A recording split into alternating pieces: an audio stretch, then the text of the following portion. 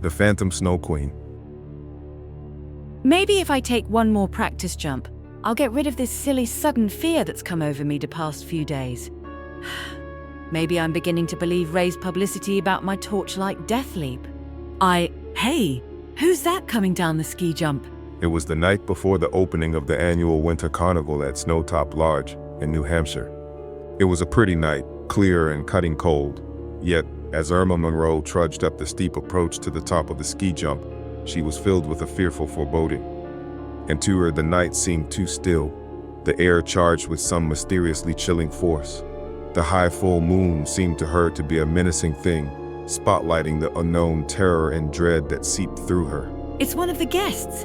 The idiot must have found my stack of torches at the top. He's trying my death leap. He'll be killed. Paralyzed with fear, Irma shouted for the foolhardy skier to turn off the approach or fall before he reached the jump. Then, as the black shrouded figure zoomed past, A death's head? But it couldn't be. The fool must be wearing a rubber mask of some kind. What a beautiful, perfect jump. Maybe whoever the fool is will be lucky and make a safe landing. Then, right before Irma's terror-filled eyes, she saw the black-clad skier lose his balance. He pinwheeled awkwardly in the still night air as a sudden shadow shrouded the moon. A shrill death scream shattered the icy silence. Yeah! Oh, he can't possibly survive that fall. I've got to go down there and see if he's still alive, then go for help. As Irma raced, with thudding heart, toward the ski jump landing stretch, for a few minutes, thick shrubbery obscured her view of the scene. When she broke out into the clear again and stared, wild-eyed, toward the spot where the crumpled body should have sprawled. He's gone. I don't understand. But her relief soon changed to shaking terror that sent shivers down her spine. I'm sure this is the spot where he landed. Yet the snow is fresh, unbroken, just as though no one had fallen. But I saw it happen. He couldn't have skied down this slope without leaving tracks. But there isn't a sign the whole length of the approach. I must have been imagining it. But these torches I found at the scene of the crash, they're real. I'll have to tell Ray that I can't go through with the torchlight death leap. This thing that happened tonight must have been a death omen, a final warning that I'll be killed if I continue to do this dangerous stunt. But why do you want to cancel the jump, Irma? What happened out there tonight? I can't give you any sensible reason, Ray. Please don't question me anymore. Later that night, Another tossing, sleepless night. I can't stand it, especially after what happened tonight. Maybe I am losing my mind. in a few minutes, the fear-tortured Irma made up her mind. She would go to New York, consult her uncle, a noted psychiatrist. He would help her. I don't dare wake Ray and tell him. I'll just go and leave him a note of explanation. But as Irma opened the door and stepped out into the windy, snow-swept night, a draft caught up her note and tossed it into the log fire. I can catch the 3 a.m. train from town and be in New York in the morning. The next morning, when Ray Monroe found his wife gone, he searched for her, panic-stricken. I wouldn't worry about her, boss. She'll probably be back tonight for the opening of the winter carnival. She wouldn't miss that.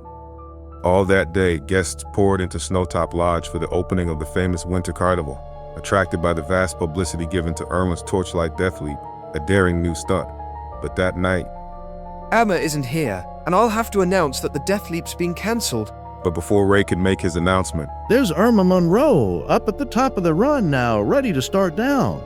It's Irma, all right. She must have got back at the last minute and gone straight to the top of the run. I knew she couldn't really lose her nerve and let me down. The huge winter carnival crowd watched in breathless awe as the torch-lit figure in white swooped down at breakneck speed toward the precipice high jump structure. Atta gal, honey. You're terrific. For a moment, I thought she wasn't gonna make it. Whew. Maybe Irma's right, and this night jump is too dangerous. I won't let her take it again. As Ray fought his way through the crowd toward his wife, she ignored his calls and pushed away from him, without turning back. Irma, come back here. I want to talk to you. Can't you hear me? Come back. Irma, where are you going? Ray Monroe ran into the grove of trees after his wife, but he couldn't find her. Irma seemed to have vanished like a waif into the cold night air. She's probably embarrassed about running out on me last night. She'll come back to the lodge when she calms down. But Ray was wrong. Hours went by and Irma didn't return. Poor Ray. He's so worried about Irma. There is something strange about this. Nobody drove her to the station in town. She just seems to have disappeared. Where is she? What is wrong? What's happened to her? Mr. Monroe, I don't understand it. I've just come from cleaning off the ski run, and they're not there. There isn't any. Isn't any what, Joe? You know how I always smoothed out the tracks after someone uses the run? Well, I went to do that after Irma's jump, but there were no ski tracks. Not one mark in that smooth snow, just as though nobody had come down that slope. Nonsense, Joe. That's impossible. Either somebody's playing a joke on you, cleaning off the slope before you got there, or else your eyes are going bad. I tell you, nobody was there before me and there weren't any ski tracks.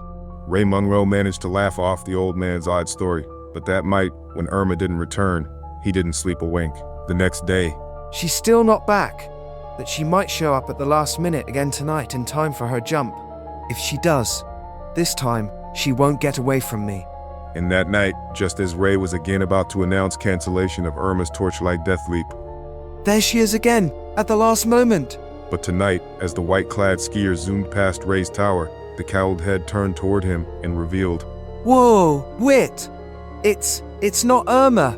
That's a death's head inside her cowl. But that's ridiculous. I must be seeing things. I'll make sure this time that I get to her before she can get away. Hey, look out! She's falling. Something's gone wrong. Irma, is she still alive? Yes, Ray, but unconscious and badly hurt. That was a terrible fall she took. About all we can do is make her comfortable until the ambulance gets here from town. Doc, when we get inside, leave me alone with her. Maybe if I talk to her, it will break through and help her to regain consciousness. Irma, try to hear me. It's Ray. Irma, wake up. Tell me you're going to be all right. A little while later, It's no use. She doesn't respond. when Ray and the others turned back inside, they found that Irma had vanished. They searched the cabin, but there was no place she could be hiding, and all windows were nailed shut. She's gone. How could she get out without us seeing her? I just turned my back, and now she's gone. Say, what's that white card on the bed? That wasn't there before. Tremblingly, Ray Monroe picked up a hospital history chart and read, Emergency ward, Mercy Hostel, New York, patient, Mrs. Irma Monroe. Type of accident, fall from hotel elevator shaft. History, severe head and spinal injuries, details on the reverse side of the chart. Patient was brought here in a coma, has remained in it for 24 hours. Frightened, confused, Ray Monroe called the hospital in New York. I'm quite sure there's no mistake, sir. We do have a patient answering your description, a Mrs. Irma Monroe, who was injured as you described. I see. Thank you. But it's ridiculous, Ray. We all saw her take the jump last night and tonight. We carried her here, just a little while ago, injured. I don't care what you say or think. I'm going to New York, to Irma. She needs me. As his train roared through the bleak night, Ray Monroe pondered the weird and bizarre happenings that had occurred to him and his wife during the past 48 hours. You could find no logical explanation for them. The next morning, in Irma's room at the Mercy Hospital. But your wife couldn't have taken those ski jumps the last 2 nights. She's been right here, all that time unconscious with a nurse always present. You must have seen somebody else. But it was Irma. I don't expect them to believe or understand, but I know. Suddenly, at the sound of Ray's voice, Irma stirred. She looked up at her husband. She spoke, and there was an eerie, ghost-like sound to her voice and an otherworld look to her smile. Ray, honey, I knew you'd come. How did you like the jumps I made, darling? I didn't disappoint you after all, did I?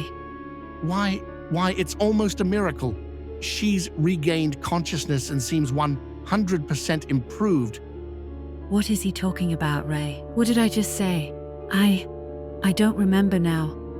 It doesn't matter. Forget it and go to sleep now, Irma. A nice, normal sleep that will rest you up.